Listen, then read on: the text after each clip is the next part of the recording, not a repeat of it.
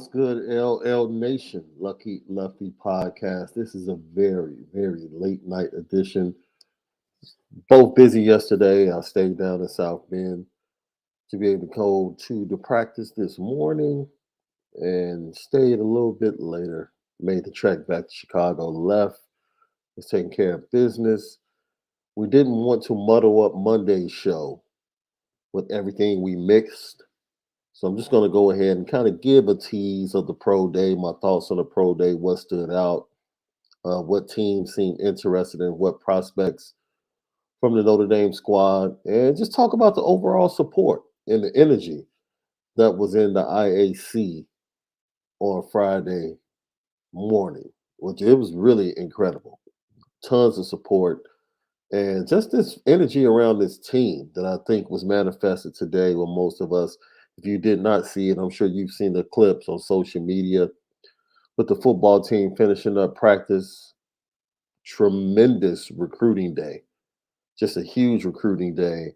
They finish up practice and they walk right over in the same facility to the lacrosse field as the lacrosse team, ranked number one in the nation, was ranking the number third ranked Virginia Cavaliers down in South Bend, and it turned into something absolutely incredible. So, it's just incredible energy around the campus right now. And it's a lot to look forward to, honestly. It's a lot to look forward to. If you pretty much tapped into our first practice report, you know the quarterback situation, how we feel about that. It is very much improved. And the Notre Dame offense, Notre Dame fans should have high expectations for the offense moving forward.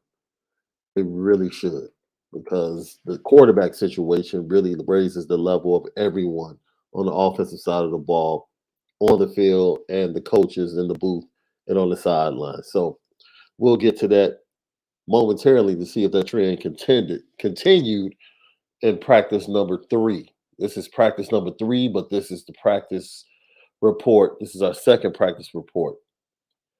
The teams did practice yesterday right before the pro day. That was a spirited practice according to reports.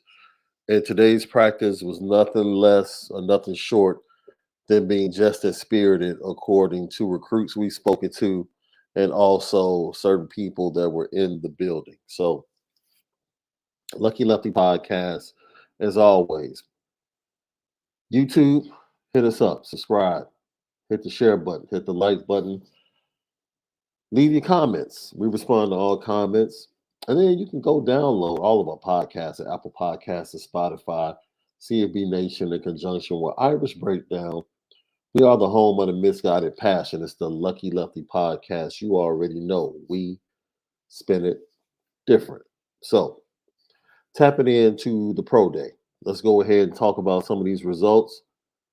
Once again, doing this special show tonight because we really didn't want to cloud Monday's show with a ton of information. We can focus strictly on hearing from Jared Parker, the offensive coordinator, some of the tight ends and other players, and then talk about some of the things that stood out from the first two practices that we were able to see as the media. Pro Day, the Adamiolas, Jafar Armstrong was back on campus. It was really good to see Jafar. Bo Bauer, who Bo Bauer's putting in effort, and he looked pretty good as a long snapper. Tariq Bracy, Avery Davis, Isaiah Foskey, Blake Group. Look, Group was hammering the ball and was extremely accurate. I think he missed one kick to the left all day, and then he tried a 65-yarder to end things and was just short. Was just short. His kick from 61 was halfway up the uprights. So I think he can make the 65.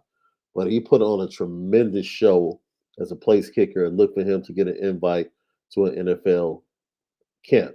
I don't think he'll get drafted, but he'll definitely get an invite to an NFL camp. Wide receiver Dante Hendricks was invited from another school. Brandon Joseph, Josh Lugg, Michael Mayer, Jared Patterson, and Chris Smith. Now, I can be honest with you and say that the most impressive athletic day, that award would probably go to Chris Smith. I was standing there talking to Brian Driss and some other guys that cover Notre Dame. And Chris Smith exceeded expectations because when he came over from Harvard, most people thought he would just add to the depth of the defensive line. And I think after, I don't want to say a rough start, but it was a slow start, he really began to come on and play some really good, sound football in the middle of that defensive line. It ended up being a valuable piece of the defensive line. And he tested and moved tremendously. Comes in at 6 foot and a half, 6'1.5", 302 pounds. He has a pretty decent 9 and 7/8, short arms, 31 and 2/8, wingspan 76. It's not bad. It's not bad, but 37 reps on the bench press is what jumped out immediately. 37 reps on the bench press. He got everyone's attention early in the morning with that performance. And then he went out and put up a 31-inch vert. Now think about that.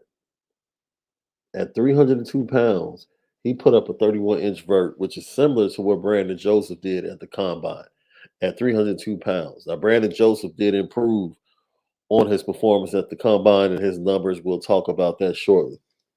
Then he broad jumps 9 foot 1 inch, 40 right at 5. I actually had his 40 at about 4.99 on my watch, but his 10 yard at 171 is actually pretty good at 302 pounds. His 20 yard is 4.53. And his 3 cone was 7.27, which is not bad. He had a fantastic day. He jumped on to the radar for a lot of teams, definitely in free agency. I think he might end up being a free agent target for a lot of teams that need some size and have athleticism like that. Once again, he played at Harvard. And when he was put in the fire against top notch competition, he proved that he could play to the level of the competition, even though he only had one season to play at that level. So now you have to be intrigued by what you saw from the numbers, his athleticism, his strength. He was talked about by several players on the offensive line for Notre Dame as being one of the strongest players on the team during the season. And he bared that out with those 37 reps on the bench press. So salute to Chris Smith. Let's go to Josh Lugg and Jared Patterson, who I thought both were very fluid when they worked the bags, they worked the kick steps, they did the field drills. Josh Lugg was the only one that really went through the testing. Um, Josh Lugg, look, his feet was something that we questioned going into the pro day. We knew he would struggle. We knew free agency might be a place that he ends up going. And that's that. He has the stamp of Harry Heastand, though, right? So if he goes to a team, gets on a roster, even if he gets on a practice squad, I think he'll find his way possibly to being in the rotation, the two deep on the offensive line, probably on a young team that needs depth or a team that's really struggling to find offensive linemen. So that's going to be a target for Josh Lugg. Jared Patterson. Jared Patterson came into this season with the expectation of possibly being a first round pick, which is crazy. He was highly thought of as being a first round pick. And most people thought that he should have gone on to the NFL draft and probably would have ended up being drafted in the second round if he had entered the draft last year. He decides to come back. He goes through a season full of injuries, frustrating, and you feel bad for him because you now see him go from a late first, second round projection down to really where he's sitting at fourth, fifth round in his projections. But I like Jared Patterson because he's a multi-year captain that shows great leadership, the Harry Heastand stamp. He could be a starter in the NFL. Jared Patterson can be a starter in the NFL. He's played all five positions at Notre Dame. He has that versatility. He's going to make his bread in the NFL on the interior from guard to guard. Eventually, I think he's going to settle in as a center. And to be 300 pounds as a center in the NFL, that puts you in a really good spot. That puts you in a really good spot. As I said before, he didn't do any of the testing, but he did the field drills and he looked very fluid in the field drills. Seems like he's starting to get back to health, and health is going to be a concern. So teams are going to look at the medicals, however the medicals played out, however the meetings played out at the combine would bear heavily or Yeah, will bear heavily on whether or not he goes in the third, fourth, or fifth round. Could he creep up late in the third round? A team will have to fall in love with him. But I think the safe spot is fourth round, and then right there in the fifth round. Let's go to my guy Tariq Bracy. Tariq Bracy to me is right there with Chris Smith as the performer of the day. I had Tariq Bracy on one of his 40 runs at 4:49 on my clock.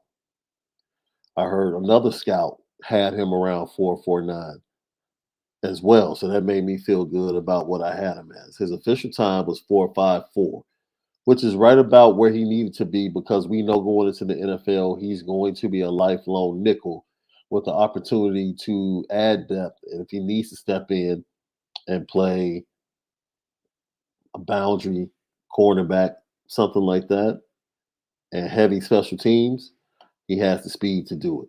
He showed that. Once again, the range was 4:49 to 4:54 on his 40. I loved it. His broad jump showed great explosion at 10.3. His vert was 38 and a half. And his 10 yard was 155 with a cone of 7.11, which I thought he would do better based upon his explosion in the vert and his broad jump. But overall, he tested extremely well. He did everything he needed to do. It was really good to see Tariq Bracy get the love from not only his teammates that were in the rafters on the second level cheering him on, but also you could see a lot of notes being taken, especially after that first 40 of his, where I had him clock in at about a 4:49. And then when he went to the field drills, I'll tell you this: Tariq Bracy and Brandon Joseph both looked tremendous in their field drills. Really smooth hips, good feet, good transition going back on the ball. Brandon Joseph was much better at high pointing the ball and catching it in those drills. Tariq Bracy struggled dropping some balls at the end in the drills, but his transition and his hips were really smooth and fluid, and he tested very well and showed the explosiveness you want to see for someone that's going to the NFL that's going to work exclusively from the slot. It was good to see Avery Davis back on the field after his injuries. I wish he would come back and play because he would be valuable to this team. But 4.56 in the 40, 1.57, 4.23 in the 20. He's going to give it a go for the NFL. And if not the NFL, XFL, USFL, other options will be on the table. He said he's also interested in coaching. So we'll see how things play out for him. Brandon Joseph, ladies and gentlemen, who was a disappointment at the NFL Combine, in my opinion. He improved his vertical, I think about 4 inches to 34 and a half. He ran a 4.57 40, and I'll be honest, I clocked him at like 4.51 on his second 40. I thought he ran pretty well. 10 yard split, 1.57, 20 yard, 4.09. That shows good short area quickness. And his three cone was a 6.8. A 6.8. I thought that was really good. I thought that was really good. So at 200 pounds, he shows some flashes to be able to make plays. He just wasn't consistent. He just wasn't consistent. He did battle injuries, and maybe he didn't really give forth the effort that some might have wanted him to see in spite of those injuries. But it was really chilling that while he was going through his field drills and testings, it was really quiet. And I don't know why that is.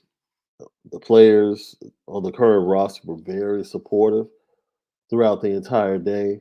And anytime Brandon Joseph tested, things just got really quiet. It was just eerie. I don't want to make something out of nothing, but like I said, it was just really eerie. It was just extremely eerie. Uh, see.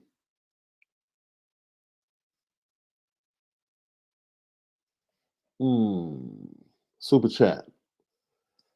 Nate Milton, thank you. Late night getting after it, Shaun. Love it. Hey, I have to, man. I have to. I couldn't have all this information just line it up for one show on Monday. We would have to do like 4 or 5 hours, and none of us would have time to do that on Monday.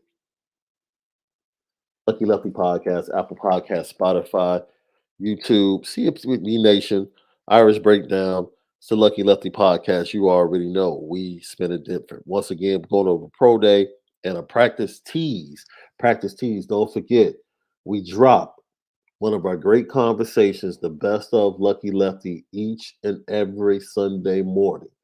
Each and every Sunday morning at 9 a.m. Eastern. Tomorrow's episode will be with former Notre Dame running back Dexter Williams, aka Juice.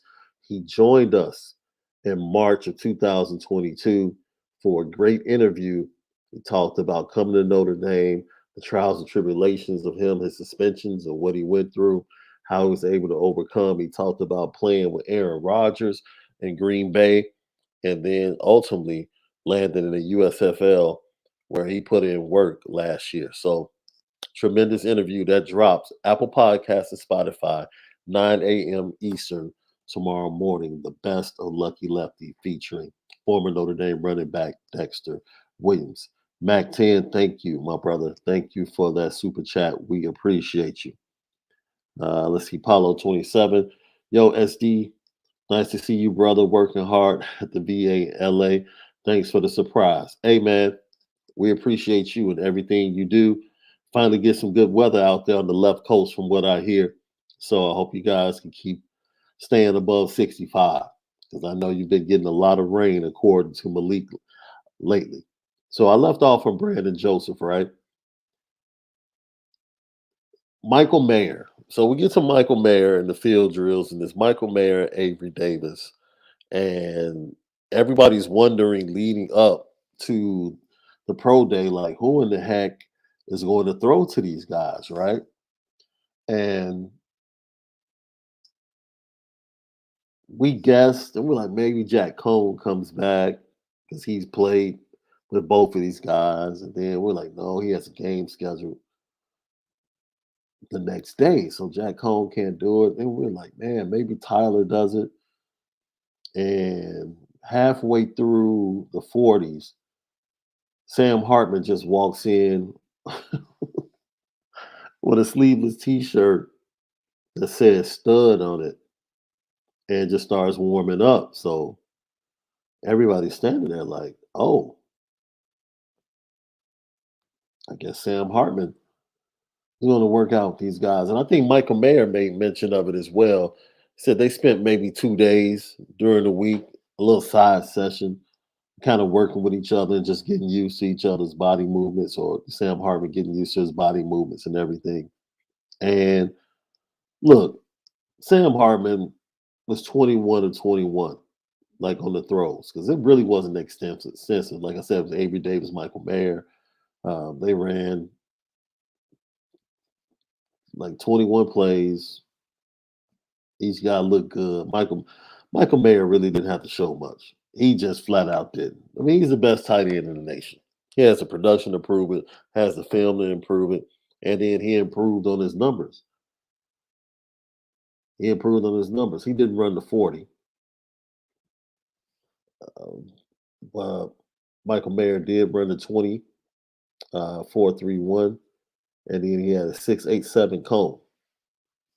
That's very impressive. His cone was really impressive. You look at him when he's running the cone and you see how he's able to get in and out of breaks with the quickness that he does. So I absolutely love what these guys shown on the pro day. But I will put this point out there, Notre Dame fans, and it is really just a point of objectivity.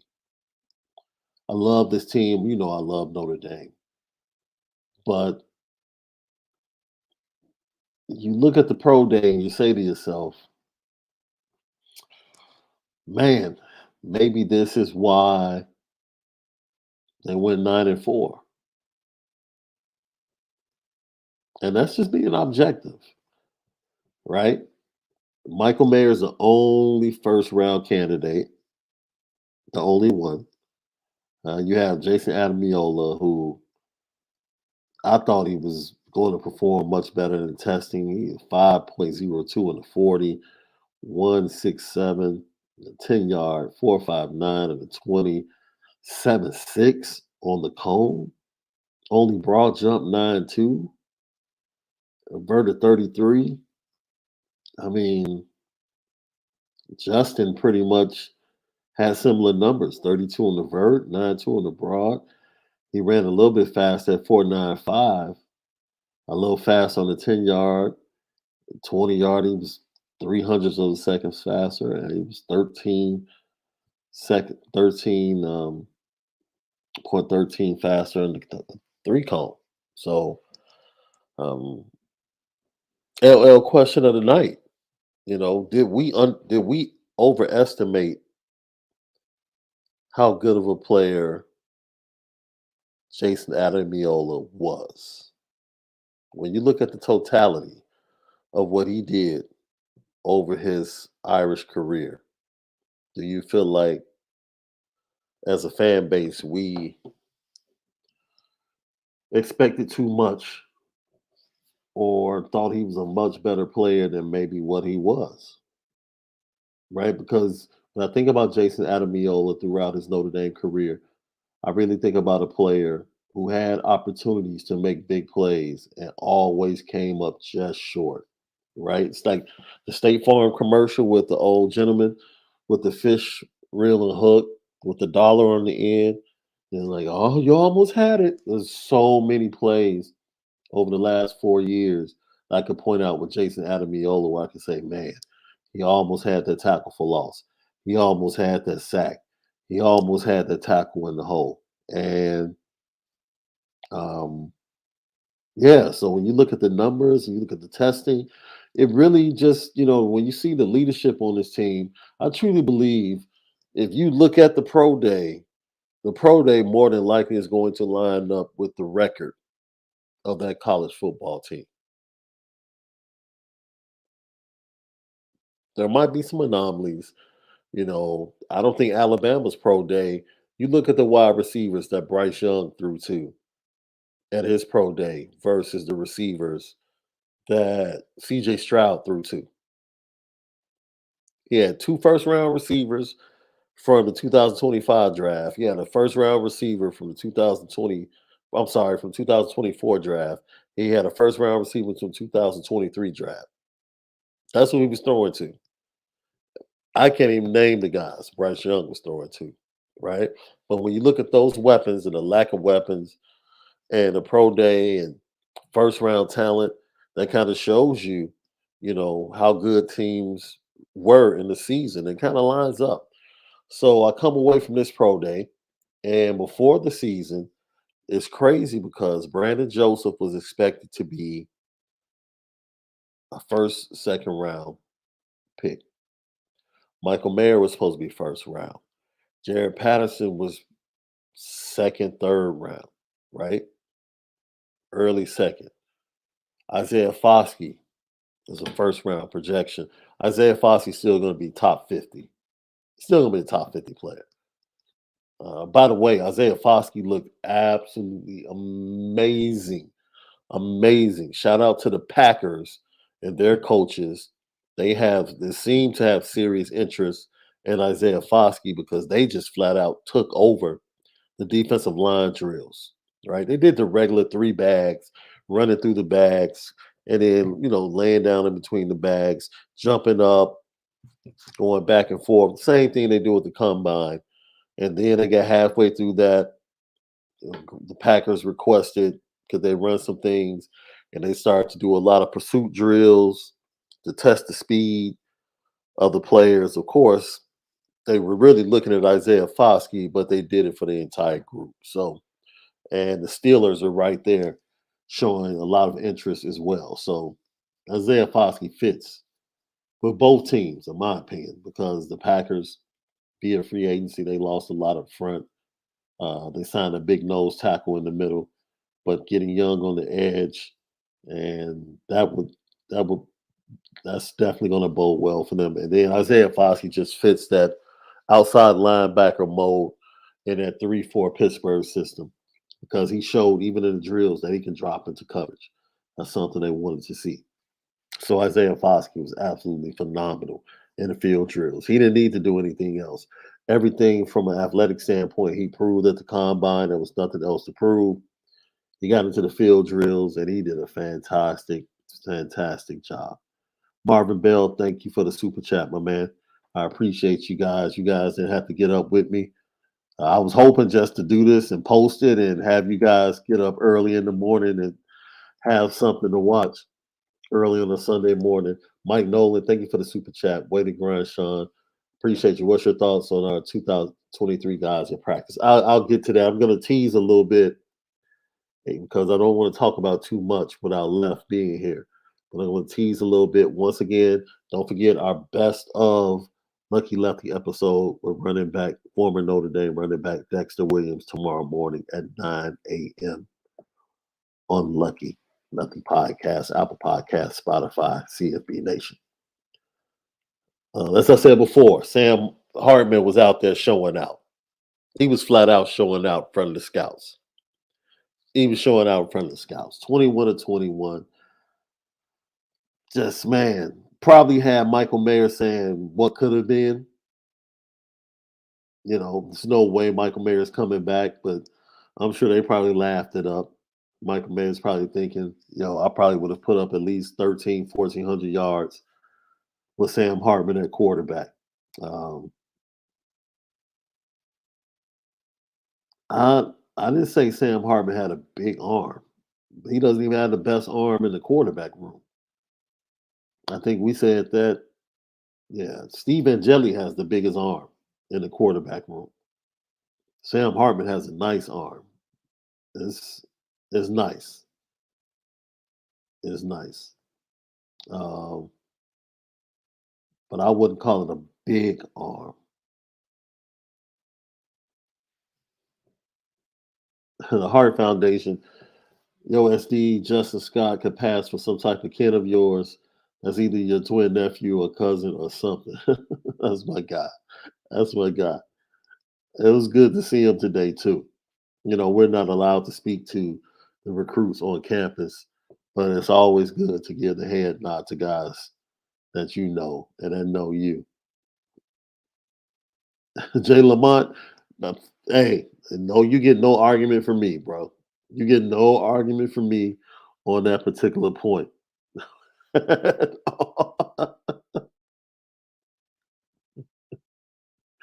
Hartman's ball placement and accuracy is absolutely phenomenal. That's the biggest thing, and I think that's the biggest surprise, in my opinion, because we've seen Sam Hartman do it, right? But to see what we weren't allowed at the second practice, but for the two practices that we have watched, to watch Tyler Buckner throw with consistency and accuracy, it's just really a good sign, man. And I said this, and people fall on both sides of the coin on Tyler Buckner. It is what it is. If you expect a young man to come in as a freshman and be a finished product as a quarterback, then I don't know what to tell you. I just don't, right? But it's pretty much his third year. Really, he only played 3 games last year, and he was injured his freshman year. He's really pretty much in a sophomore year as far as reps and experience. And he has improved so much and just throwing the ball and being accurate at ball placement. He really has. And I think having somebody like Sam Hartman in the quarterback room, it elevates everyone, right? I think everyone knows what needs to be done in order to be seen in that quarterback room, right? The expectations have been raised. And now your coach doesn't have his attention split between calling plays and being an OC. No, Gino Gaduli is right there. And we saw that in the drills today. just with everything they did. Having a quarterback coach right there is going to benefit everybody in the room. It's going to benefit Sam Hartman, in my opinion. It's really going to benefit Sam Hartman. Like I said, the intensity. Um, Jared Parker talked about it a little bit when he met with the media.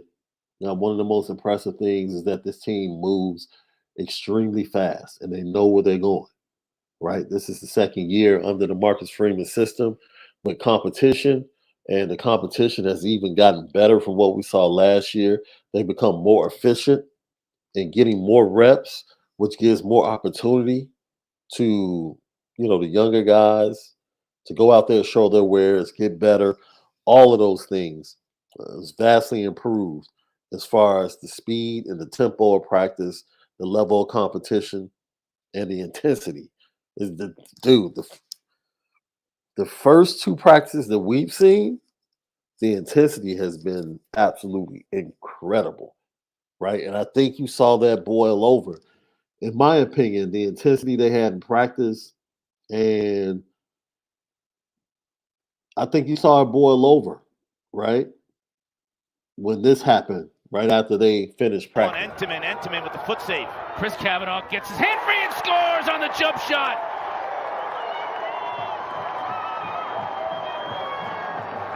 What a scene.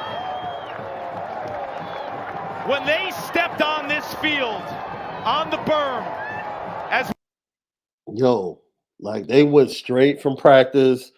There was a packed house too because the media shares the parking lot with the baseball and lacrosse field and the IAC.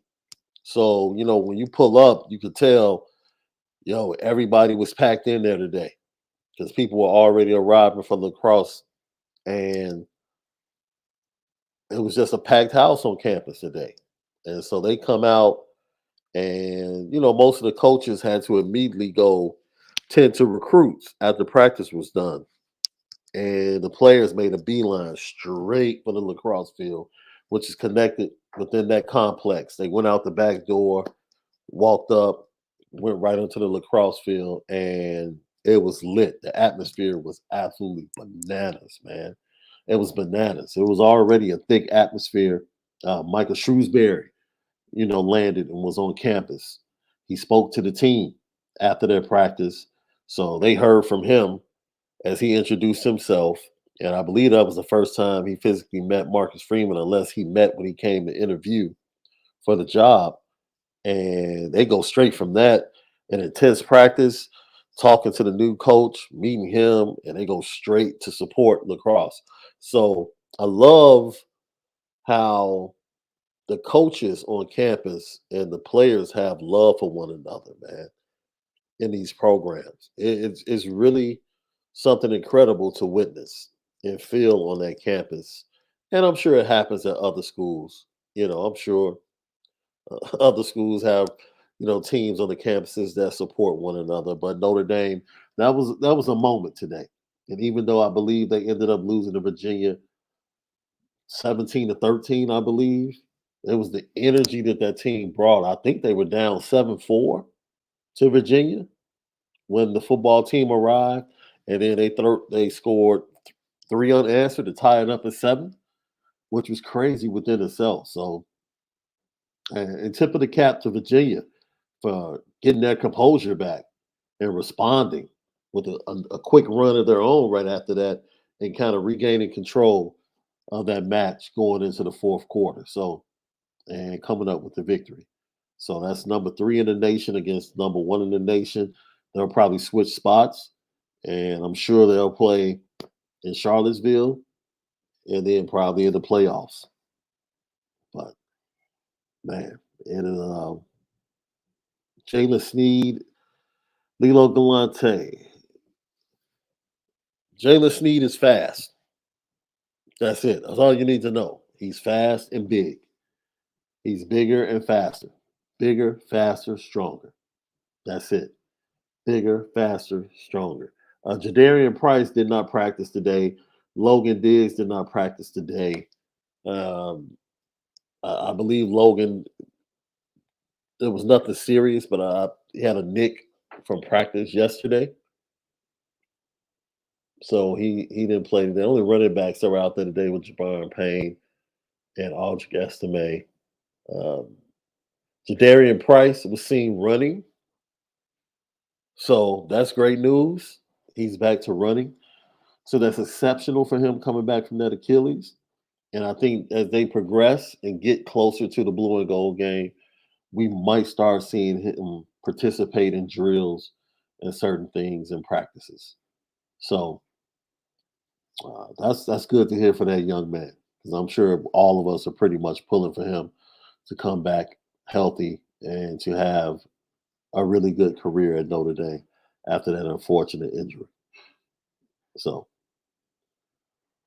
let's start with practice. What I can tell you today is that they continue to give reps, plenty of reps to these young wide receivers and plenty of opportunities. The first offensive line group that came out had Christophic and Billy Schroff at the guards, with Zeke Carrell at center, and of course Blake Fisher, who has lost 17 pounds. Looks absolutely amazing. For him to lose 17 pounds means that he took the offseason serious and trying to improve and become more athletic and more powerful. Because just because he lost 17 pounds doesn't mean that he can't be as powerful or even more powerful than he already was. Because he's a beast in the run game. Like, you go watch the film, Blake Fisher, the way he moves people in the run game is absolutely amazing. But to see that he took interest in his body means that he's dedicated to being a much better offensive lineman and a much better player for Notre Dame. Joe Alt, it's just Joe Alt. The offensive line looked great. That unit just looks great. Joe Rudolph really walked into one of the best situations that a coach can walk into. Even though he's replacing the legend of Harry Heastand, the opportunity he has to coach the five guys that eventually probably are going to end up being the starters, it's pretty incredible. It's pretty incredible. What they're doing as well with the second groups, they're switching. I saw Emil Wagner at left tackle. You see him working at right tackle a little bit. Uh, they're doing a lot of switching of positions and adding versatility to the offensive line, especially in their second and third groups. And I would say the distance between the second group and the first group, I mean, of course, you have elite tackles on the outside. So, but the guys that are behind Zeke Carrell, Billy Schroff, and Andrew Christophic, it's not like it's a huge drop off. Like, guys are right there. Guys are right there. Somebody to watch, in my opinion, is Ty Chan. I think Ty Chan is going to end up being a really, really good offensive lineman. He's a mountain of a man. He just really is. I thought he was going to be a tackle eventually when they got him in the class, but he's going to be a monstrous guard at Notre Dame when his time comes. You can believe that. You can believe that. So that's the offensive line. Let's say the running backs, the wide receiver. Look, man, Lorenzo Styles. Look, I don't know if anybody else wants to say this. Lorenzo Styles Jr. looks really good to me. He looks really good to me. He looks quicker. Looks like he has a better step. They had a drill today where they worked on the balance and then they worked on their release against like a little dummy. And he looks quicker to me, man. He really does. Tobias is Tobias. Dion Colsey he looks re-energized. He really does. We talked about that in the initial practice report. He just looks re-energized. It looks like they want him to take the reign and be the leader for that group. Excuse me.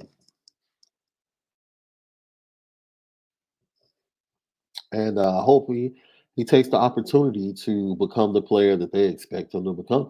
Because they have high expectations for him. And the only reason you have high expectations is if you see things in practice over the course of time. And obviously, they've seen enough from Dion Colsey to have these expectations for him. And hopefully, for Irish fans, we can start seeing the manifestation of those things on the field. The quarterback situation, man, let me tell you something. If Kenny Minchie is your fourth quarterback, you got a pretty darn good quarterback room, right? Now, I will say this.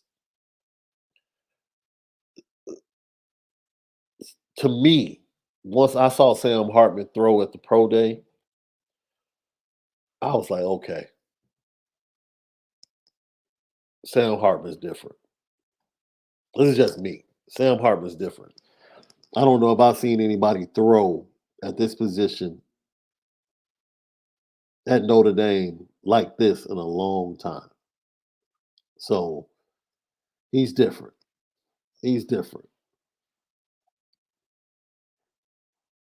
And it leads me to believe that he is without a doubt. Marcus Freeman can say what he wants to say, and he should. He should give us the coach speak. But Sam Hartman is a starter. Sam Hartman is, as I watch, he's the best quarterback.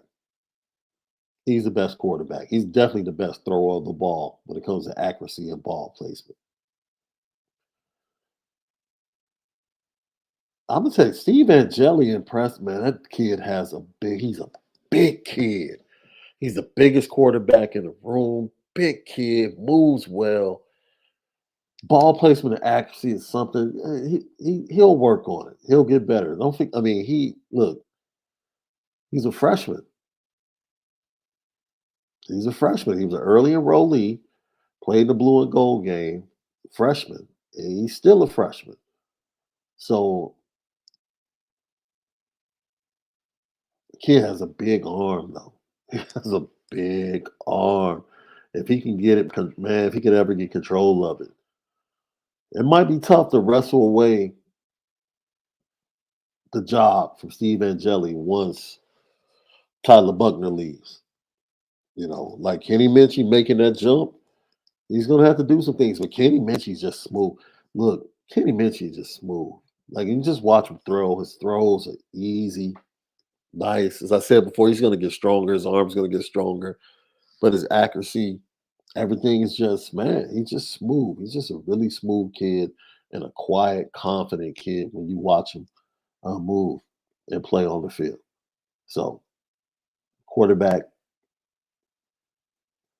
the offense should be explosive. But I'm very interested in seeing because of injury. They've been going to a lot of three wide receiver sets, right? Working from that in drills and stuff. So it's going to be interesting to see, if that's just to get reps for the wide receivers, more reps for the wide receivers and quarterbacks, or if that's something Jared Parker. The left is ecstatic. Like I told Left about that. And Left was like, oh my God, if they come out three wide receivers 70% of the time, I might go crazy. So it's going to be interesting. It's absolutely going to be interesting to see how this offense develops. And we'll get to more of that Monday when we talk about what Jared Parker had to say to the media when he met with them after practice today. Huge recruiting weekend from everything that we heard. I know Justin Scott had an incredible. We talked right before he left, and he talked about the intensity of practice. He said, "I'm definitely going to make it back," and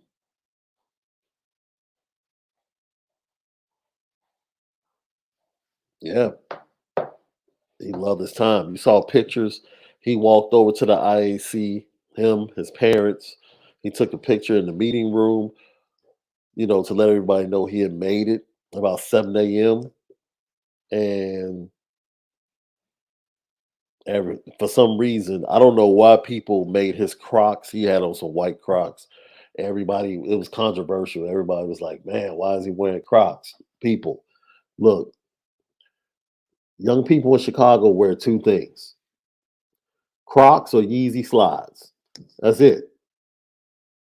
Crocs or Yeezy slides. Crocs are a big thing in Chicago amongst teenagers. Huge. I was explaining this to Ryan Roberts because he has something crazy to say about his Crocs.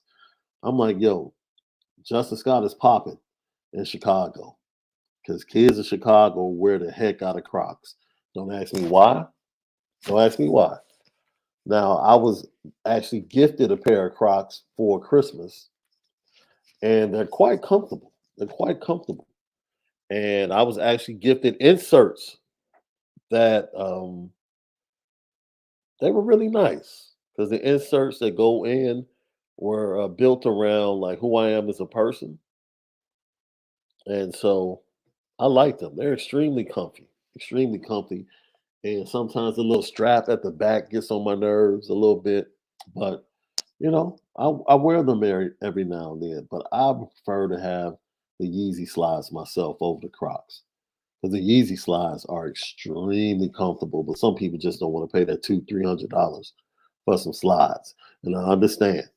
And Justice Scott seems to be one of those people, you know. So leave Justice Scott alone when it comes to his Crocs, man. That's a Chicago thing, and I'm sure Crocs are big in other places as well. But for the teenagers in Chicago, Coach Vic said Notre Dame's next apparel deal will be with Crocs. That would be a man. That would be hilarious. That would be absolutely hilarious. So I want to say something else too. I was watching drills today, and I actually mentioned this to B Driss on the phone as I was headed back. I firmly believe, and it's early, and we get to watch the full practice. We didn't get to watch a full practice today. Our first full practice will be April the 1st. That's our first opportunity to watch a full practice. So we'll get to find, especially about the trenches. And I know you guys probably want a little bit more about the offensive line, defensive line. And it's just hard when you don't get to see them compete against one another. So I don't want to go ahead and try to fabricate something, you know, dude. The number one unit is the number one unit. The number two unit, guys are bigger, stronger. You can tell they've been in the system. They got the Harry Hestand stamp for that foundation. Joe Rudolph is coming in. Joe Rudolph, you just don't screw it up. Like everything's set in motion. Just don't screw it up. Everybody in that room will be fine. But as I watched the defensive line today, Tyson Ford is like 290. Jason Onye is 292. Gabriel Rubio's 300. Donovan Hinish is big. Howard Cross is up to 280 something. Devin Houston comes in at 282 as a freshman. Who am I missing? Aiden Gabira's much bigger. Josh Burnham's much bigger. Jordan Patello. You could just tell these arms are ripped. You could tell Matt Bayless has been putting in work with these guys. Javante John Baptiste looks fantastic. I really feel like this defensive line is going to be better than people expect. And it goes back to, the LL question of the day when I asked you guys, like, yo, did we overrate Jason Adamiola?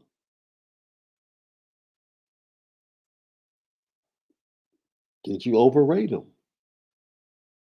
Did we overrate him? And when you look at the combination of Jason Adamiola and Isaiah Foskey, for the last 3 consecutive years, they've been part of the defensive front that has allowed over 100 yards per game on the ground. And that yardage has gone up in consecutive years.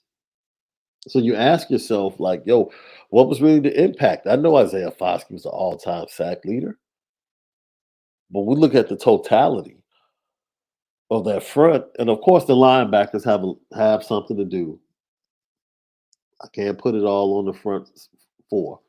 Linebackers have something to do with that rushing attack defensively, not getting the job done. But you have to ask yourself, as I said before, Jason Abiola is that's his entire career. He's the almost guy. Almost had a tackle for loss, almost had a sack, almost made that big play. That's just who he was. So now moving forward, I think people should have and should be a little bit more open. honestly, I'll keep it real with you. Be a little bit more open to just be open, right? I know there's a lot of question marks, but what are you really coming off of? It's not like you're losing three first round guys on the defensive line that you're trying to replace. I mean, you're losing two guys that probably won't get drafted, one guy that's a top 50. That's what you're replacing? It's Notre Dame. If you can't replace that, then what are we talking about? It's a bigger problem. If you're losing two guys off your defensive line that are going undrafted and one guy that's top 50 in the draft, you're Notre Dame. If you don't have the athletes to replace those guys, then you have bigger problems. And I didn't even mention Riley Mills, who's sitting 290, right? I was telling, man, you give me Botello, Baptiste, Howard Cross, and Riley Mills.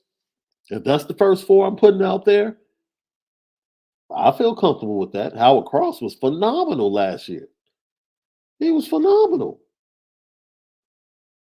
His only problem is you don't give him more than 30 snaps because he wears down because he's only 280.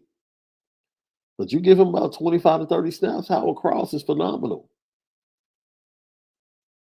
He's phenomenal. Riley Mills is solid. Has he leveled off? Does he get better? We'll see. We'll see. But if Riley Mills pretty much stays who he is, Riley Mills has been solid. Gabriel Rubio was vastly improved, right?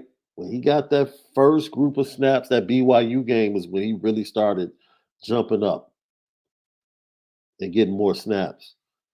Each week he got better. You can tell he's strong as an ox.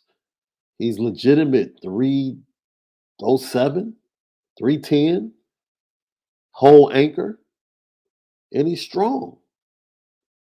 He needs to be that guy that can collapse the pocket. They have talent. Tyson Ford was a four-star athlete. Now, this was the thing, and I mentioned this. Tyson Ford spent most of his career as a defensive end. And then he was asked to go battle on the interior. Those are two totally different things. So his learning curve, it wasn't like he was going to hit the ground running, trying to learn a new position and trying to learn how to battle in smaller places on the interior of that defensive line. So look for him to take a step forward. Jason Onye flashed, in my opinion, last year. He just had people in front of him. If he can become more consistent, he's up to 290. So he's putting in the work in the weight room with Matt Bayless. It's just going to, man, we just have to see it. We just have to see it. But they've recruited at the defensive line. They've recruited at the defensive line. It would have been nice to get the Fisk kid that ended up at Florida State. Yeah, it would have been nice to get him added. But other than that,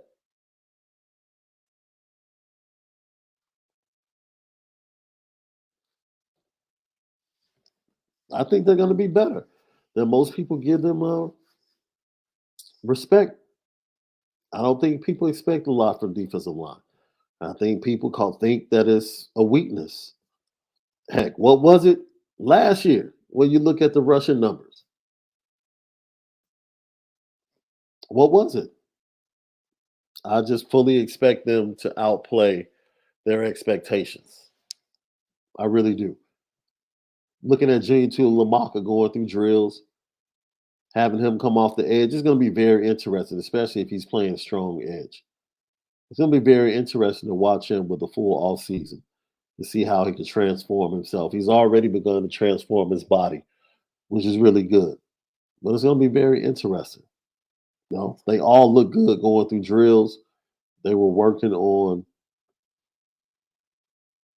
everything was about being synced in, right? Everything was about being synced in today.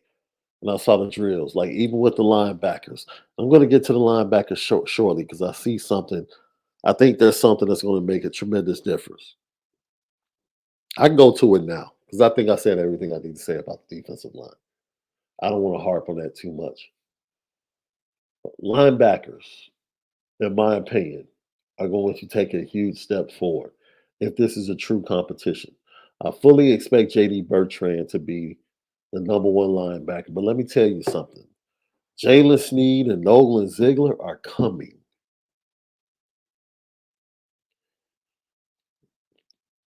Little attitude with both of those kids. Jalen Sneed, that dude is chirping, going through drills, chirping, just talking, playing so much faster, moving so much faster. But this is what I noticed today. And I mentioned this. Ryan Roberts was usually with me at most practices last year because Brian Driscoll wasn't able to go. So it was either him or Vince. I can't remember a practice where I can close my eyes and remember hearing James Laurinaitis' voice. Like I can close my eyes at a Notre Dame practice and I know that's Harry Heastan.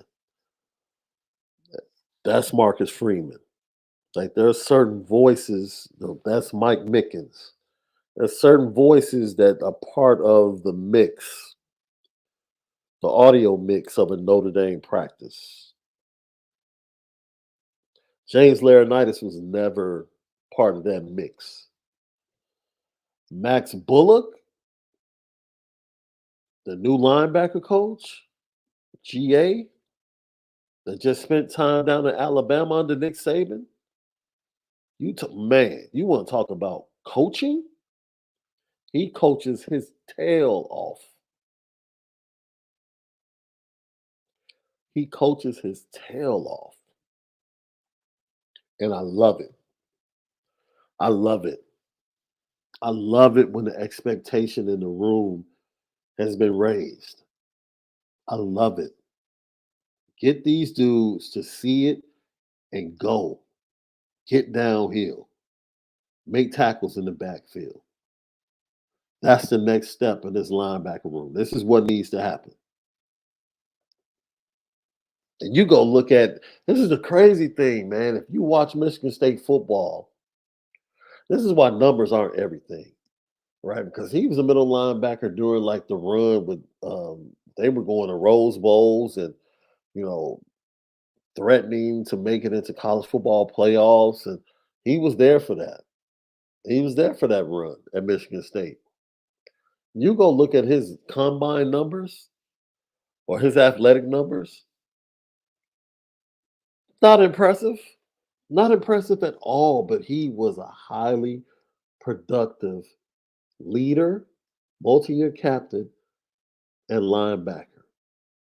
Highly productive without being super talented.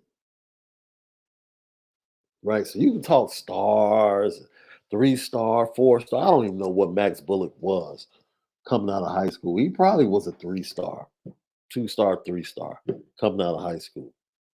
Highly productive linebacker on the college level.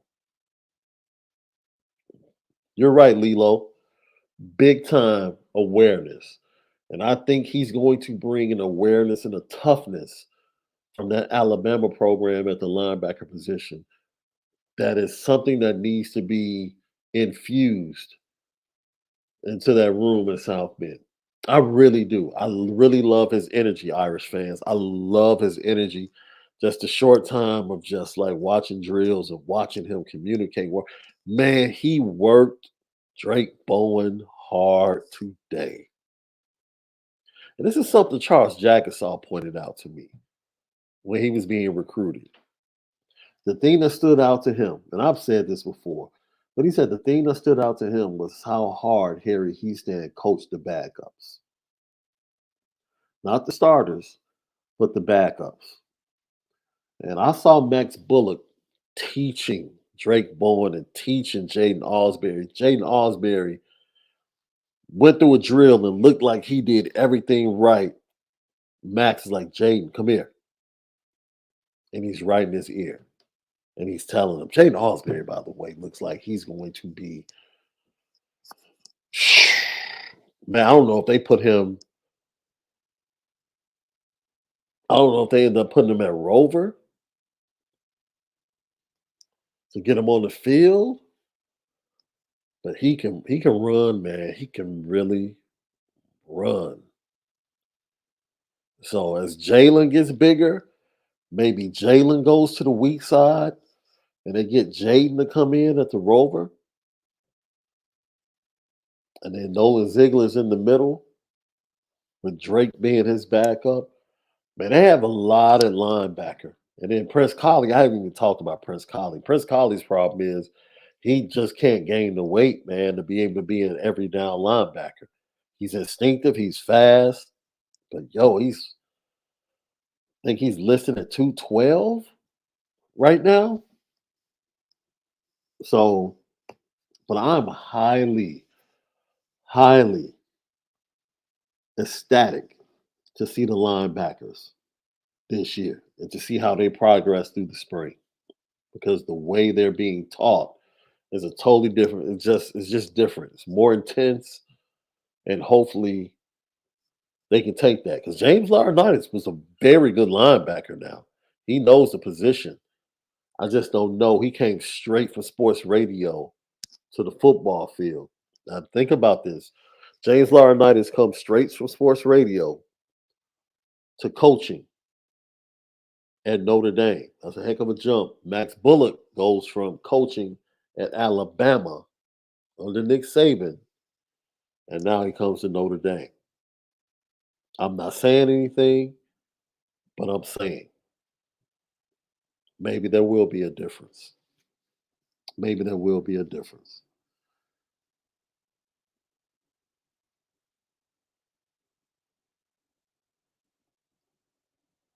Let's see. What did I forget? I mean, like I said, I wanted to talk pro day, and I just really wanted to tease some things.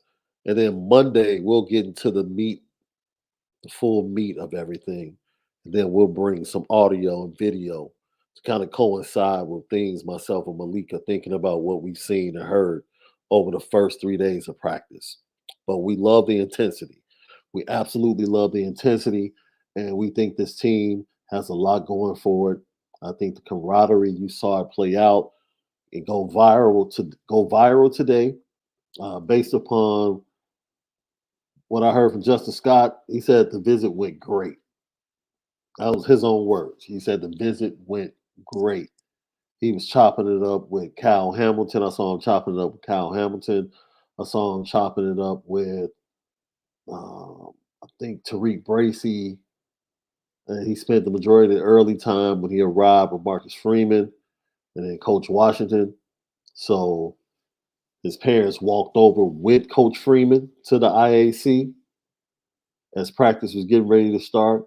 So Coach Freeman pretty much took the reins on Justin Scott while he was in South Bend.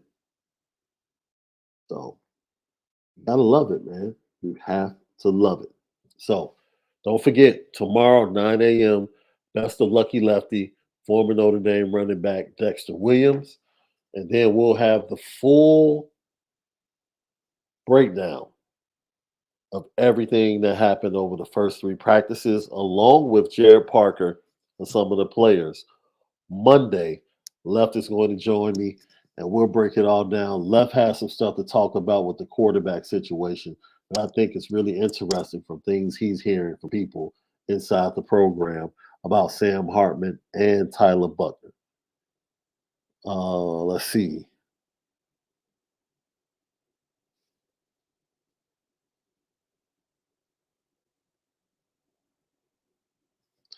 Oh, Heart Foundation, absolutely. You know what?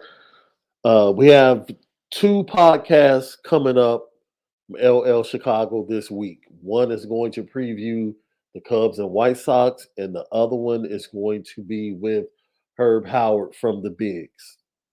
He's going to have a preview of the draft with some guests. Um,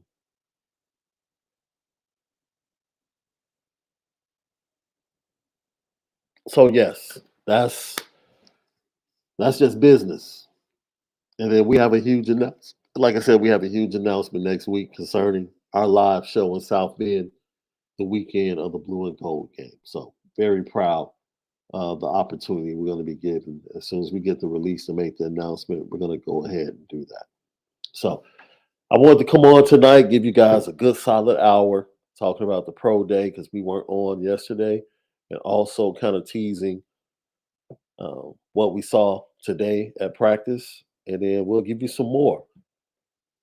Really get into the meat of it. We're left on Monday. So for Malik Zaire, I'm Shaun Davis. Thank you for those that jumped on late tonight. We appreciate you all, LM Nation. It's because of you that we continue to do what we do, and we love what we do.